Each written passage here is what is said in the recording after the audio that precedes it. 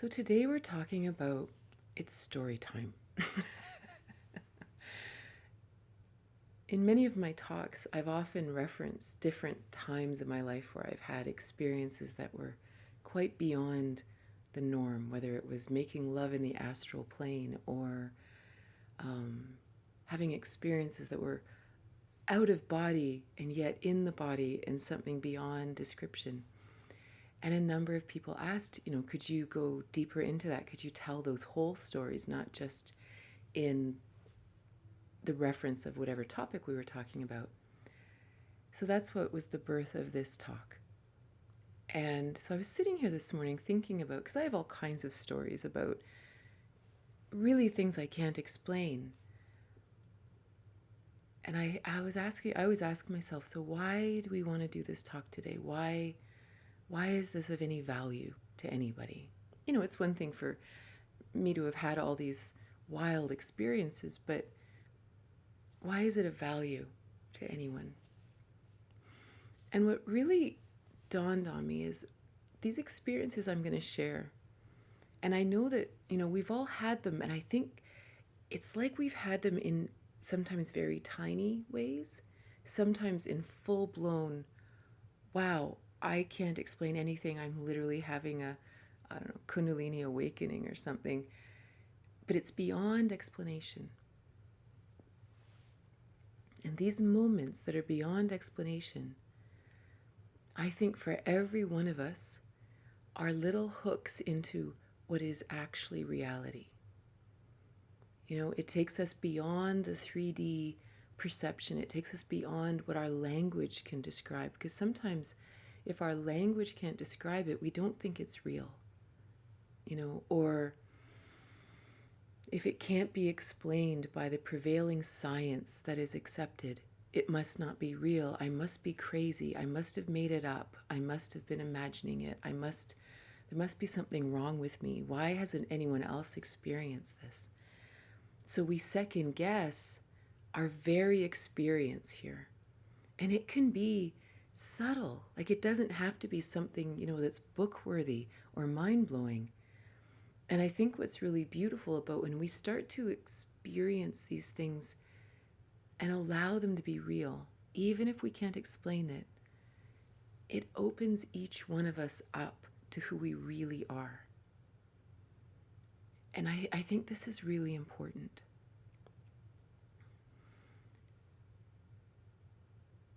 So for example,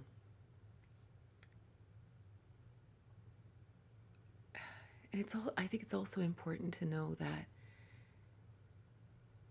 sometimes we think that only yogis or people up in the Himalayas or whatever have these out-of-body experiences because they're meditating and they're separate from the world and they're able to just, be completely one with the divine or something. But I believe they're meant to happen in our everyday life.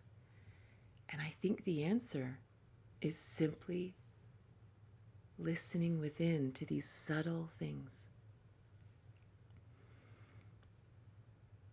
One of the first experiences I ever had that really opened me up to this is the story I tell in my book, What If You Could Skip the Cancer? And in that story, if you're not familiar with it, it's a true story. Back in 1999, I had breast lumps, and I met a teacher, this guru. He hates when I call him the guru, but he was. And he, at the end, the final chapter, I'll tell you what happens in the end of the book, is the lump it was in my left breast. It was actually about an inch. It had moved out over the course of a couple months. It had moved out through my breast and was actually sticking out just below the nipple, right? About, I don't know, almost an inch out. And I was in a lot of pain. It was real. I was having these like electrical shocks going through my body all day long. I had sent my children away to my dad's because they were only 2 and 4 years old, and I really couldn't care for them. And it was really a journey of faith, of listening within and trusting every single step, no matter what, I didn't share my journey with people. There were very, very few people who knew that knew what I was going through, because I didn't want any external influences. This was between me and God. This was between me. And even I'm saying that, and I know that word can be really loaded, but for me it was loaded too, because before that experience, I had studied religion. I had been raised, my grandfather was a minister, my uncle was a minister, but I personally had huge issues with the entire religious community and the whole structure and institution. And so part of my journey was undoing all the fury within me and being able to actually embrace something I couldn't explain yet felt true. So this was my journey, was to shut out all the other influences and just listen. And that meant at this point of my journey, I was in a lot of pain. I had this weird growth now moving outside of my body. And I just didn't even know what to do, but I just knew I had to take. And my mom had just died 4 years before that of breast cancer, and her mom had died of breast cancer. And so I definitely had a history of this that I was trying to undo, right? And anyway, one day I was lying in the bathtub, which was no small thing because I was in a lot of pain, and it sort of was like this systemic pain. Like it wasn't just in the breast, it was through my whole body. And I was trying to get up out of the tub to stand up, and I was kind of like clutching the sides, and I stood up, and all of a sudden the breast just opened. And this lump just opened, and it just coursed out of me. And it's kind of gruesome. The rest of my talk won't be this gruesome. And it was just like pus and blood and flesh, all this stuff just pouring out of me. And I stood there, and it was the first time I'd ever experienced anything like it. I wasn't in my body anymore. And I don't know whether you call it nirvana. I have no words, right? But I just literally went into this state of being, and I stood there. And it turns out later I had been there for 3 hours. I didn't know because there was no time, there was no anything, but it was so warm and so loving. And the words that were in my mind, and again, I repeat it as if I repeated these words over and over again, but I don't think that's how it was. It was almost like these words were in my consciousness, but I was just sitting in the stillness of this no time, no space, and the words were, by the grace of God, which aren't words I would ever have used. I don't know that those words ever passed through my mind. Far too religious for what I would have ever imagined.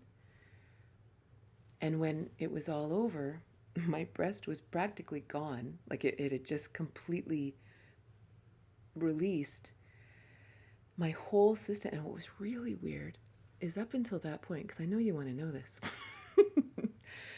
is that both my breasts had always had a lot of lumps in them. Like my whole family, like we're sort of that family where all the women die of cancer, right? So always having to go for mammograms, but they never know which lumps to check because there's so much matting in our breasts, right?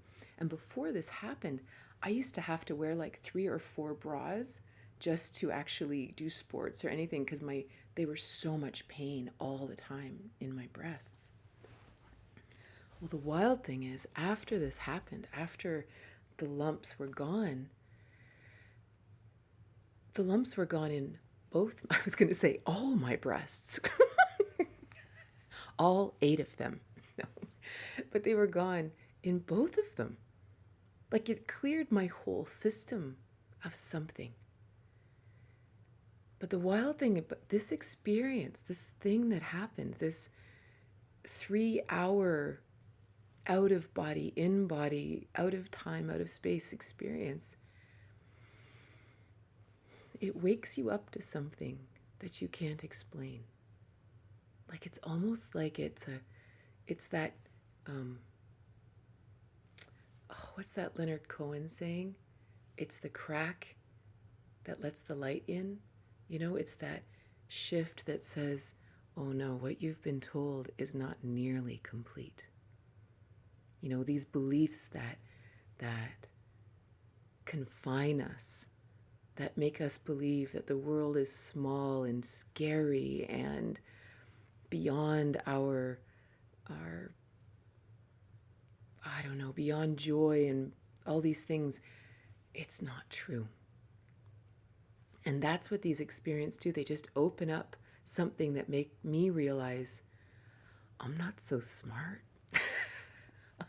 I have no idea what's going on in the world. And I think this is what's beautiful, is once we sort of embrace it, and we can't embrace it like a theory.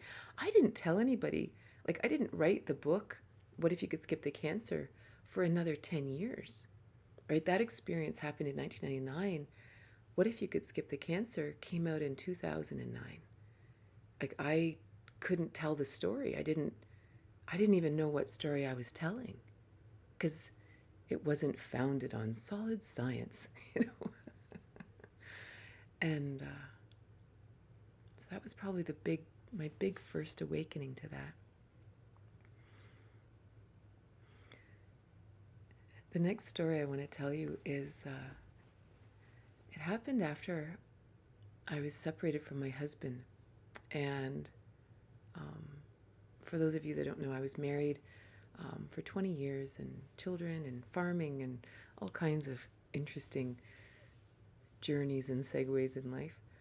And I had a partner after that, and he wasn't into spirituality or yoga or anything like that. He couldn't even say yoga. Yoga was just for weirdos. Like I have a strange attraction to people who have absolutely no interest in spirituality.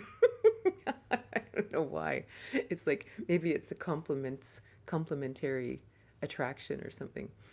But anyway, wasn't into anything like this. Very entertained by me and my world, but personally he wasn't into it.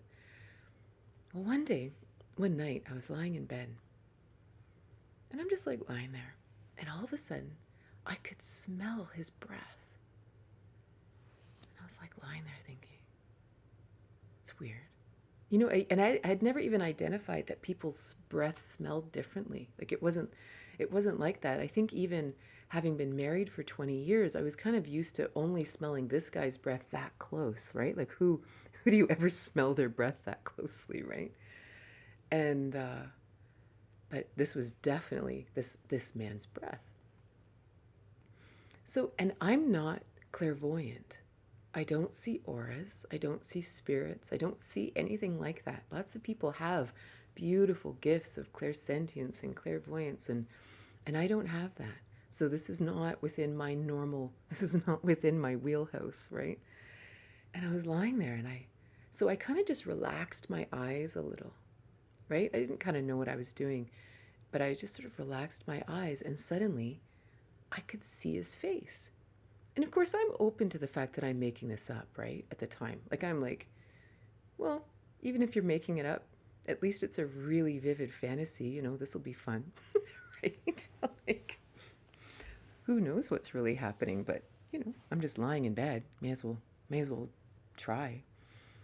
Anyway, so of course, I kind of continue with the fantasy, and I decide to start kissing him. So I'm kissing him, and then all of a sudden, he kissed me back. It wasn't, I was like, okay, I can't make that up. Like he did something that I wouldn't have done. Like it wasn't within my fantasy. Like the fantasy was doing his own thing. And I was like, that's weird. So then I thought, well, like, can we do more than this? How far can this fantasy go? So of course we made love. And it's not that I was moving my body. It was all in the energy world. I was just, if you had just seen me, I would have just been lying there, right? Anyway, so we make love. It's all awesome and epic. And, that's it. I fall asleep. So the next day I text him, and I was like, because I had a sneaking suspicion that this was more than a fantasy. So I texted him and I said, hey, so anything weird happened last night? And he writes back cursing, like just what the frickin' he's just cursing, going, I'm going to bed. And I look on my bed, and there you are, lying there. And he's like, what the hairy, just the swear words just flying, right? and I and I still didn't want to. Okay, so now I'm like really entertained, right? That I was not alone or fantasizing this. And I said, so like, what'd you do? And he says, well, we made love. I said, I know, I was there too. It was so funny. And of course, afterwards, I told people, right? Because I was like, oh my, you wouldn't believe what happened. But it was so interesting because people say, well, what do you think it was? And I'm like, I have no idea. And I Googled it, and it was like, oh, it's the astral plane, and it's this, and it's that. And and the funny thing is, it happened a couple times, but we couldn't make it happen. Like, I didn't know how to, okay, ready? And we tried. We'd say things like, because it seemed that the place we were in seemed white. So we kept, and we each experienced that. So we said, okay, well, maybe we should try to find the white room. Okay, because we weren't in the same home, right? So it was like, okay, at this time, I'm gonna go to bed, and I'm gonna try to find the white room. But whenever we tried to do it, it didn't work. It was kind of just, I don't know, by the grace of God. I don't know. I don't understand it at all. And I think this is something that I've really had to come to peace with, is that I don't understand it. And it's okay. It's almost like embracing the mystery of life without having to give it names, without having to be able to replicate it, without being able to teach it, without being able to, you know what I mean? Like, without quantifying it. It's almost like taking the magic away, or it takes away from the experience, because suddenly then when you're in the experience, you're trying to remember what you're doing so that you can repeat it or something, and then you ruin it.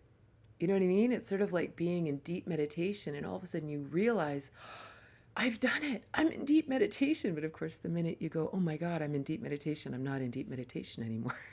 Right? It's a huge discipline to allow ourselves to experience something we don't understand, and just experience it without quantifying it, recording it, even mentally, to just be in it, right?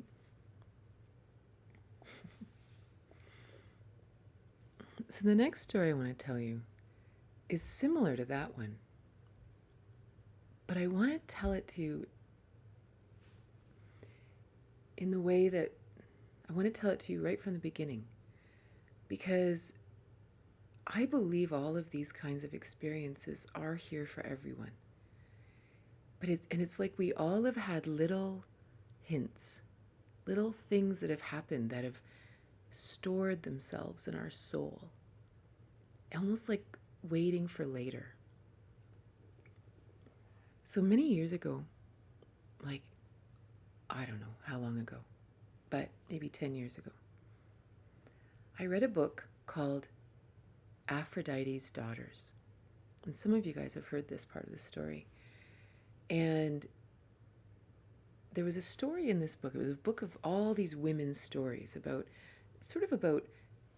like that, sort of tastes of the divine feminine. And of course, this experience is for all genders. It's not just for women. But these little tastes that you can't explain. So there's this one story in there about a nun. And every night the nun would go to bed. She would go to her little cot, and she would lie perfectly still and wait for God to come to make love with her. And she knew that if she laid perfectly still, this would happen. And at the time, this wasn't in my reality. Like, at that point, I was studying Tantra and things like that, but I hadn't really had a lot of the experiences that would make any sense in. And yet it stayed inside of me. Like, this story stayed inside, like we'll just file this away for later, you know? So then fast forward a few years, And I began really practicing tantric lovemaking and live in masculine and feminine dynamics and feeling the masculine and feminine dynamics in the body. And for example, in the feminine, in the woman, um, our heart center is our positive pole, and the our first chakra is the negative pole, right? That's where we receive. And again, this can flip regardless of gender, right? I've experienced the other way. If I'm the masculine partner, then my first chakra is the positive pole that gives out and I receive through my heart. Like, it's not necessarily gender specific. And anyway, so I had this knowing that, okay, the feminine I give through my heart and I receive through my yoni. That's interesting, right? And I'd experienced that in lovemaking. And then I can't even remember how things started sort of converging in together. And I had this vision of, I wonder if that's how it happens with the nun. And I had the experience with the nun thing before even this masculine feminine thing, where I thought, okay, I'm going to try this. I'm going to lie perfectly still in bed and wait for God to come to me to make love with me.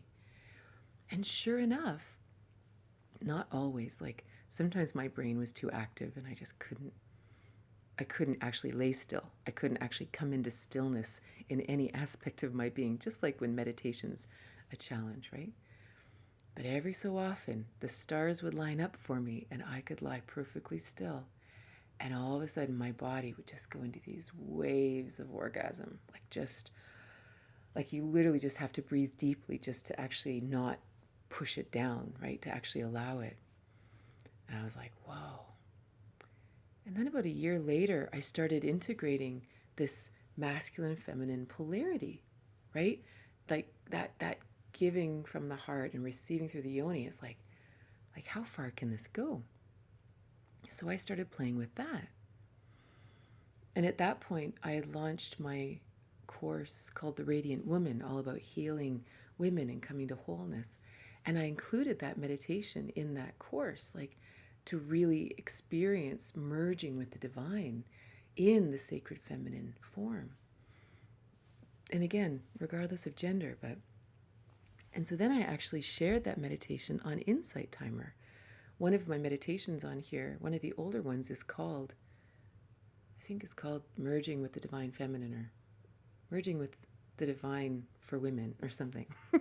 And that is this meditation. And I thought, well, that's so cool.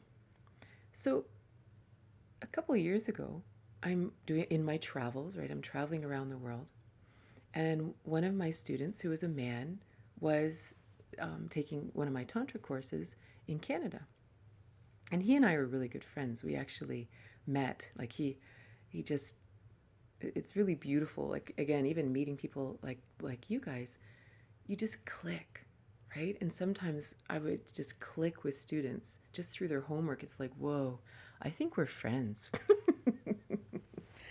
And I even stayed with him a couple years ago, a few years ago. I gave everything away that I own because I felt called to just travel with a backpack. And I traveled for a few years, for any of you guys who don't know. And he was one of my first stops because he had really wanted to share Tantra with the community. He was actually gay. He wanted to share it with the gay community. And he said, how do I share this? And I said, well, just let me come stay with you for a while and I'll teach you everything you need to know. I had no idea what I was talking about. I just knew that that was the call. I was meant to go and we were supposed to spend time together. So I actually did know him, right? Not sexually or anything, just Tantra's not really about sex, right? We just got to know each other. And anyway, so I'm traveling around. I'm actually down in the States. But I really got thinking about this meditation, thinking, it's got to work for men too, right? It can't just be for women. So I thought, I wonder what would happen if you shifted the polarity. And because in the meditation, how I do it, you have to lie perfectly still, like our favorite nun. But with the women, we receive through the yoni, right? So we receive God's energy, whatever you understand that to be. We receive it through the yoni, and then I give out through my heart center, right? And I feel this beautiful, and it's almost like it takes that orgasmic energy and moves it through the body as opposed to just sort of lying there, right? I thought, what if we flipped it and allowed it to go the other way, that the men would receive it through the heart and give out through the Vajra? Like, what if that happened? So so this guy and I, we were chatting on the phone, and of course he's in Canada, I'm in the States, and I said, would you do me a favor? Like, would you do like an experiment with me? I said, I have this idea. And so I explained this whole thing, although all the meditation, all the way back to the story about the nun. And I said, what if we flipped the polarity and you received the divine energy into your heart and then gave it back out to the world through your Vajra? What would that feel like? And he's like, yeah, sure, I'll do it. That'd be awesome. So that night, I'm lying in bed, and I'm just kind of lying there and, falling asleep. And all of a sudden, I can smell someone's breath. And I thought, it's weird. And again, I think actually this man, we'd had this conversation a couple days before that. So I wasn't connecting any dots here at all. And I thought, I don't even know whose breath that is, right? It wasn't a familiar breath. And I thought, huh. So again, I kind of relaxed my eyes, because why not play, right? I relaxed my eyes and I'm kind of looking, and I see my friend in Canada. And I'm like, and again, I'm not clairvoyant. I don't see anything. I can't even see an aura, let alone a person lying in bed with me. And I looked at him and I thought, oh, that's weird. And all of a sudden he kissed me. And I was like, what? And next thing you know, we're making love. We're doing all this. And I was like half of me's like, okay, wait a minute. This can't be right. This can't be right on a million levels, right? But anyway, it was but it was loving and wonderful and joyful and fantastic. So that's awesome. And anyway, so the next day I get a text, and he's like, it's him. And he's like, we have to talk. He says, you wouldn't believe what happened last night. He says, I was lying in bed. I'm preparing to do the meditation. I'm lying there. I'm perfectly still. And I'm literally like, okay, I'm ready. Let's make love. And he said, and you showed up. And again, I said, so what'd you do? He said, we made love. It was so funny. And the funniest part of it was we actually were able to kind of continue and play with this a lot, right? And on subsequent nights, for whatever reason, again, it's not that we planned it. It just would kind of keep happening. And I was kind of giggling because shortly after that, I started seeing a man, and we were very serious. And I didn't quite know how to share that there was this man that I made love with in the astral plane. Was that cheating? It was just a whole other beyond understanding. I had no idea. It was so funny. But these experiences, again, I can't explain it. And what was interesting about that one, it was really born out of that first little reading, out of Aphrodite's daughters, right? This kind of innocuous story of the nun that sort of went in and just sort of, what if this is possible? What if that's possible? What if we mixed this and this? What if this? Well, let's try it. And all of a sudden, we're having experiences that are beyond our understanding. You know what I mean? And it doesn't have to come from a teacher. It doesn't have to come from a book. It doesn't have to come from a lineage. It comes from inside of each of us. And one of the things that Jim taught me, my teacher, Jim, was the guru who hates being called a guru. And And one of the things he taught me when I was sick, when I was going through the breast lumps journey, he said, you need to find new reference points for living. He said, many humans, what we do is we imagine a reference point like a mooring on a boat tied to a dock, right? That this is what makes us feel safe because we are tied to the dock. This defines our world. So oftentimes our reference points might be, I am a woman, I am married, I am an accountant, I am a mother, I have a certain prestige in the community, I have money, I have whatever it is that defines us, that makes us feel safe in the world, but mostly defines us as a human. Because one of the challenges of having reference points that are in the 3D world, that are circumstances in this soul's journey, is that they're always changing, right? Life changes. The whole definition of what it is to be alive is to be in perpetual motion and perpetual change, perpetual growth, right? And it's like if you walk into the woods, right? Everything is always different because it's alive. And as soon as there's anything in our life that we don't want to change, we don't want it to grow, we don't want it to expand, we don't want it to flourish. Flourishing means growth, right? And we start holding tight to it, we stop living. We become stagnant. We die on some level, right? And it isn't that we can't be grateful. Like, let's say we're married and we're perfectly happy. Well, then obviously we don't want it to change. But are we paying attention to what's really going on? Are we open to what today brings or tomorrow brings? Or are we holding fast to something? Because this is a reference point for how I understand my soul on this planet, right?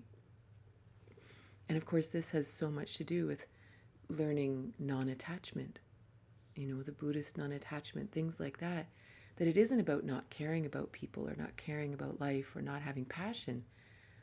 But don't be attached to those reference points because they are going to change.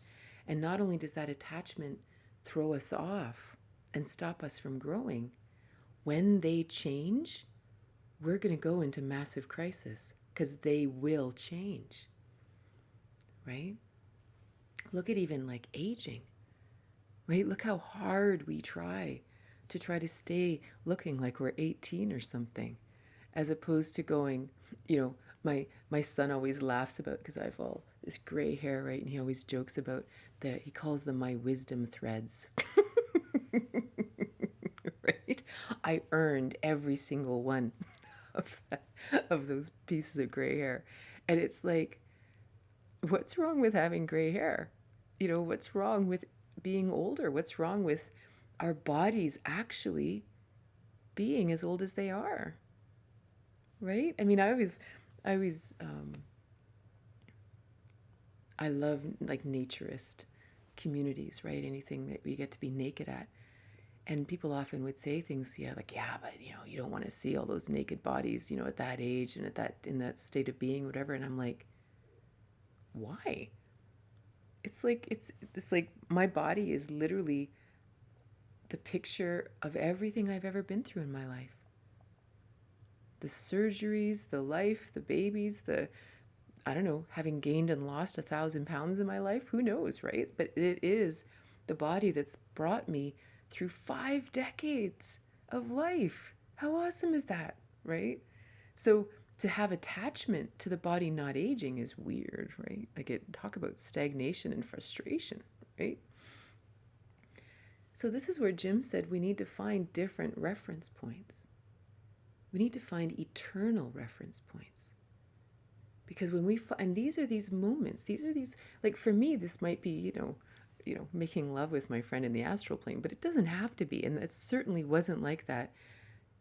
1999, 20 some odd years ago when that all happened with me, I had no such experiences. And he said, you have to find new reference points in life. And it was simply things like lying under the stars. And when your whole being knows you're part of something bigger, something beyond your mind, knowing that my soul is here regardless of whether I'm married or I'm a mother or I'm on the farm, or this soul exists regardless. And it's almost these moments where we experience that soul, that eternal soul. And it can be watching a sunset or a sunrise. It can be making love. And it's interesting, the whole making love thing, because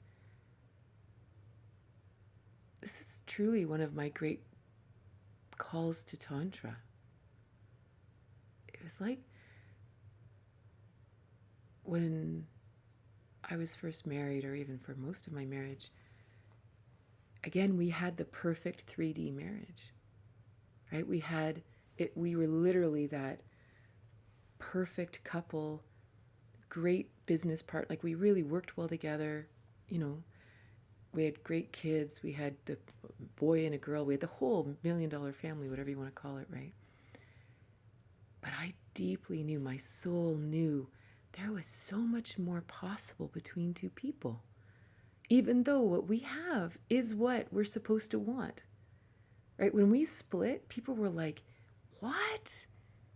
Like, if you guys split, there's no hope for any of us, right? Because we were just that really friendly, loving couple. But I was like, there's more. And he just, that wasn't his journey, right? I was meant to go off and, have astral sex with strangers. No, they weren't strangers. Maybe that's what's coming next. Who knows? And, but then and that's why, like, when Tantra became the answer to that prayer, because this is the magic of being human, right? For every single one of us, that all we have to do is ask a question, and we really do get answers. But this is where we have to sort of break apart that systematic thinking that says the answer is going to look like this. I mean, maybe the answer was just that little thing I read, and then I just had to have the patience to know that it would eventually fit in as other pieces came.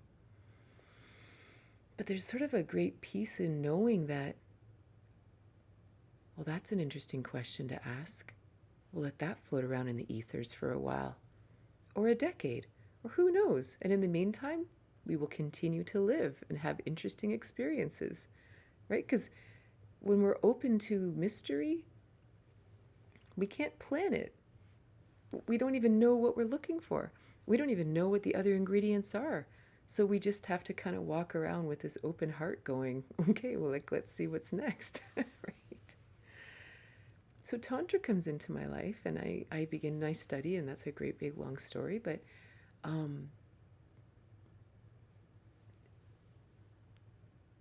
when I really began to experience it in intimacy, like, I studied the spiritual aspects of it in philosophy for a long time.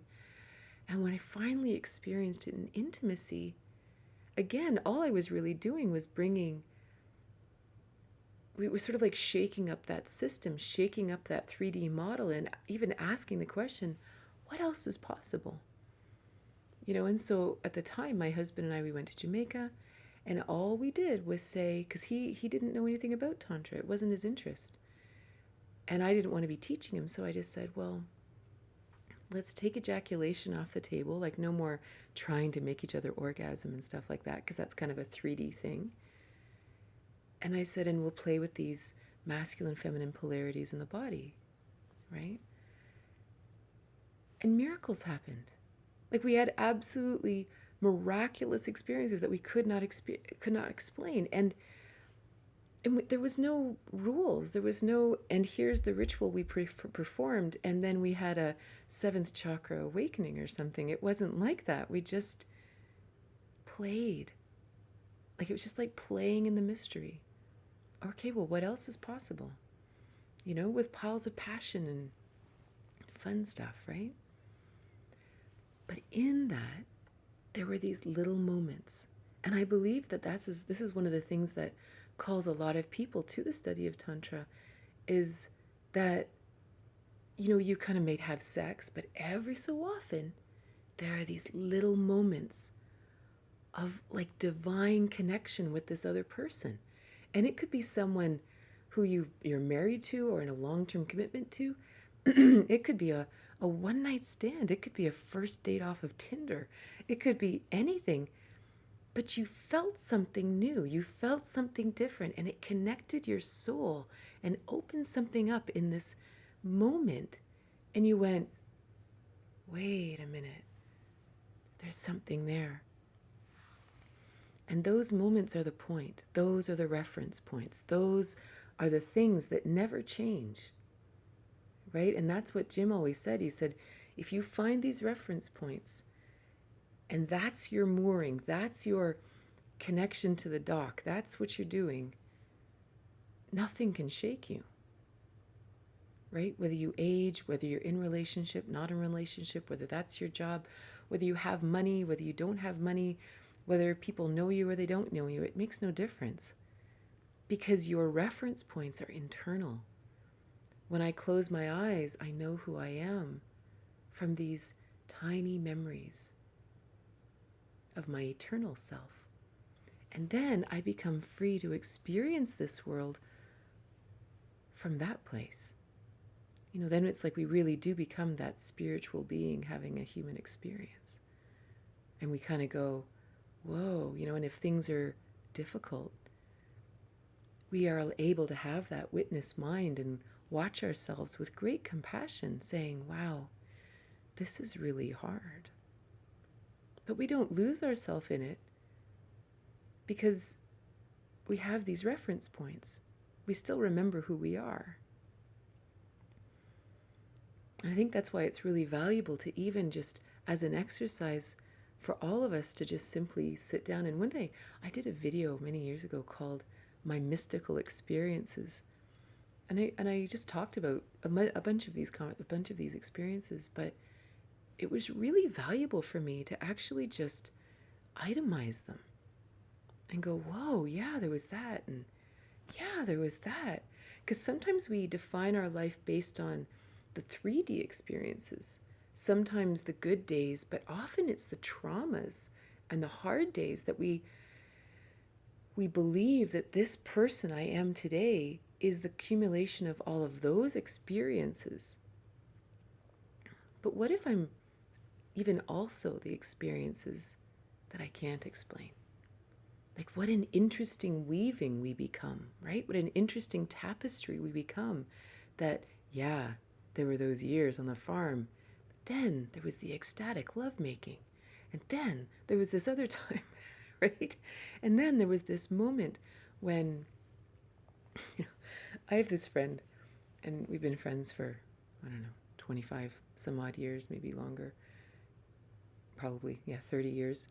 And she's a complete atheist, right? Like, just, we are worm food when we die.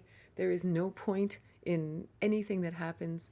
So for many years, we'd have really difficult conversations because, of course, I'd be like, there's got to be purpose in this. Let's look at this. And she'd say, there's no purpose, Katrina. For God's sake, get your head out of here.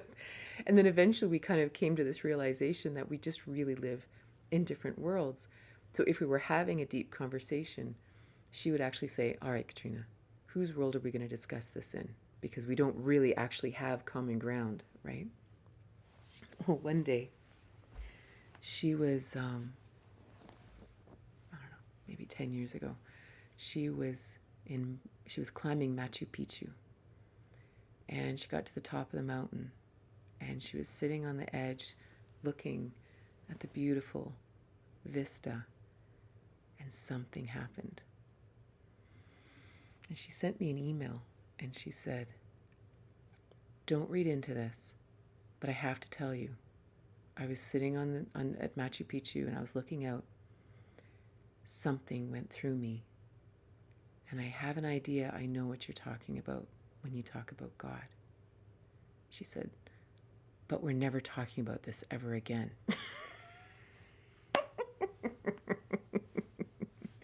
And we never talked about it ever again. But it was so funny. But it's those moments, right? I remember reading the book Tantra Quest, I think by Daniel Odier, and it's a story of he goes to find this Tantrika to study with, and at one point she says to him, she said, what was your moment of tantric awakening or spiritual awakening or something like that? And he said, well, I don't know. I don't think I've had one. And she said, you wouldn't have come to find me if you hadn't had one. Right? The very fact that we're on this path, that we're seeking this, means we've had moments where the fabric was broken open and the light came through. And her whole teaching was, every single practice you do, every meditation, every choice you make must be founded on that moment that you don't understand. That's your beginning. That's the foundation of your growth on your spiritual journey. Without that, if you don't focus on that, you're just studying on sand, right? It has no foundation. We can't have a spiritual journey founded in the 3D model, right? We experience our spirituality within the 3D world, but that's not the foundation of our growth. It is in these moments that we cannot explain.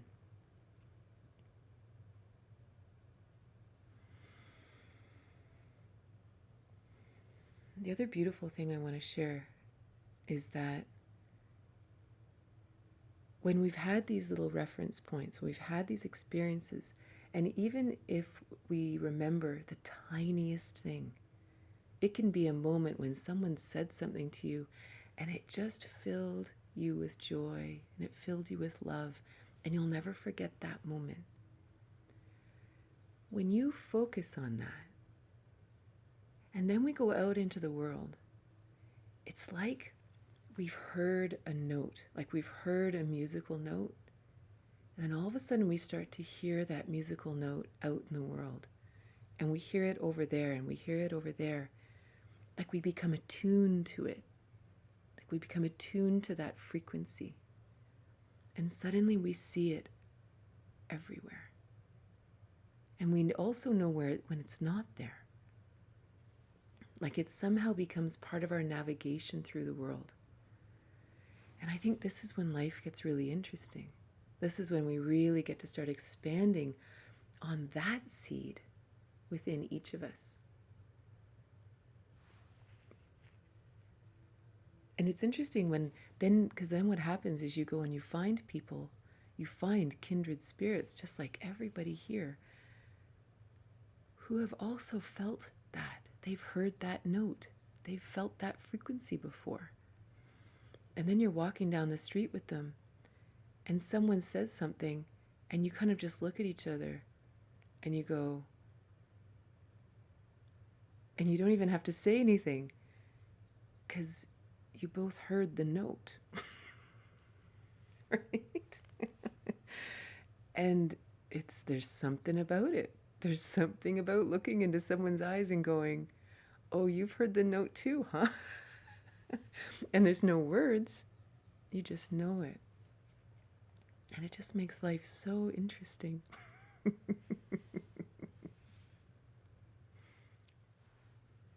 So I have one other story to tell you. I've told you guys some of this story. I've told you this story before, some of you guys.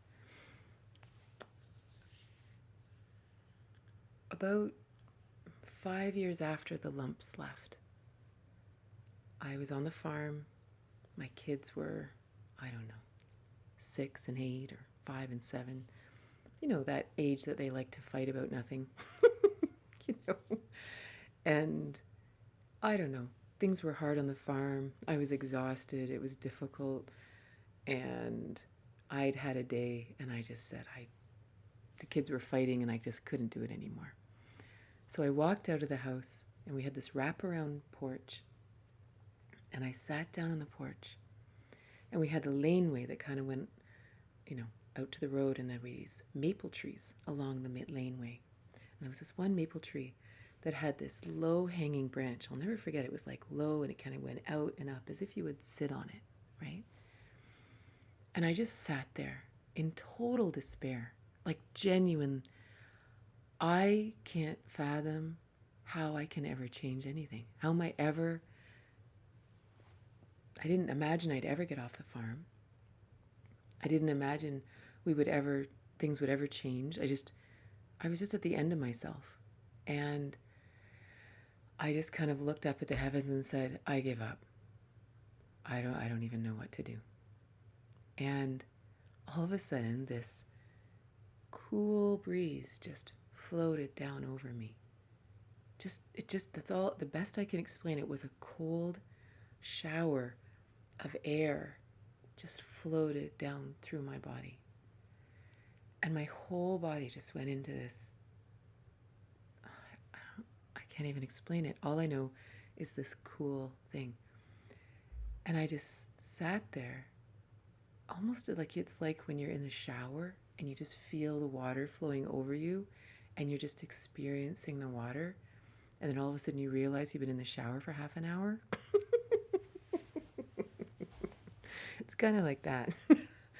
Anyway, I'm sitting there. And I can't explain it. I just know that it sort of felt like I was floating above the lawn. But what I remember the most was this amazement, almost like a lucid dream, because I was so amazed that I could experience all of time, all of space, every person on the planet, every experience of my life. It was all happening in that moment, but it wasn't overwhelming. It was almost like my brain is designed for this time-space continuum. It's almost like we are filled with infinity, but we're meant to be on the earth experiencing it chronologically in this incarnation only. And it's almost like our brain is designed with that pre-wiring to say, no, no, no, you are Katrina Boss, you are 5'7", you live in Canada, this is your incarnation this time, and it's the only experience you're going to have. It's almost like that is the role of my brain, is to hold this incarnation solid. But as soon as it's gone, I get to experience my infinite self. And it's easy. Like, it's effortless. It's no, you don't have to try. It's bizarre to be able to say that I can hear 7 billion people talking at the same time. And yeah, like, it's nothing. It's so easy. And I remember being lucid enough in it, observing that, thinking, wow, this is bizarre. And I could hear my kids arguing. It was sort of muffled.